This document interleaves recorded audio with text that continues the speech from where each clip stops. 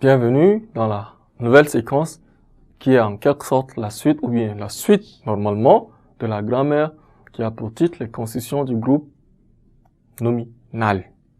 Eh bien, dans la séquence précédente, nous avions parlé de l'adjectif épithète, l'adjectif mis en apposition. Eh bien, quand nous disons que l'adjectif est mis en apposition, c'est quand il est séparé par une virgule, et quand il est épithète, c'est quand il est placé à côté du nom.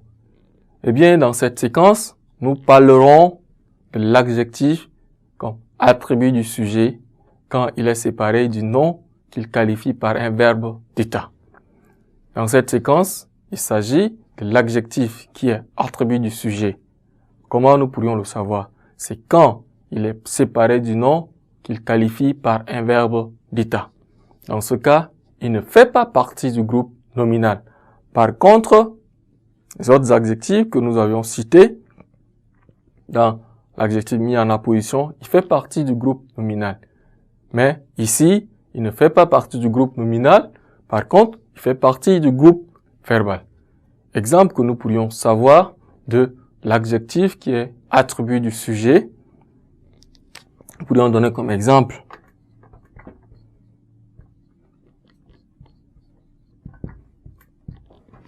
la vie est dure. La vie est dure. En nous référant de notre définition sur l'adjectif qui est un attribut du sujet, nous avons dit qu'il est séparé du nom qu'il qualifie par un verbe d'état. Dans cet exemple que nous avions cité, où est-ce que le verbe d'état se trouve? Quand nous disions la vie est dure, cela inclut qu'il y a un verbe d'état. Et nous allons également savoir quel est l'adjectif qualificatif attribut du sujet. Eh bien, nous avons notre verbe d'état qui est. La vie est comment?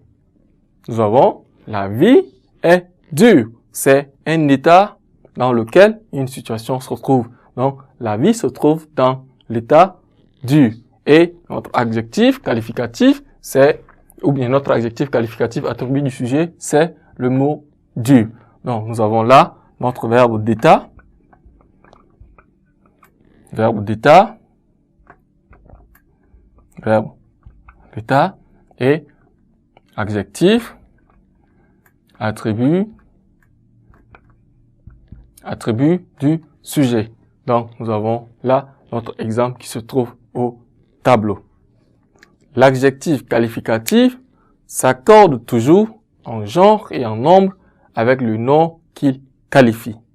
Il peut se placer avant ou après le nom. Il peut se placer avant ou après le nom. Donc, il qualifie et s'accorde toujours en genre et en nombre avec le nom qu'il qualifie. Exemple.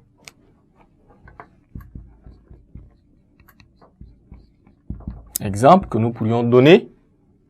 Un triste jour pour Absakin. Un triste jour pour lui. Par exemple, Absakin, bien sûr. Un triste jour pour lui. Des jours tristes. Des jours tristes. Eh bien, nous avions dit qu'il peut se placer avant ou après le nom.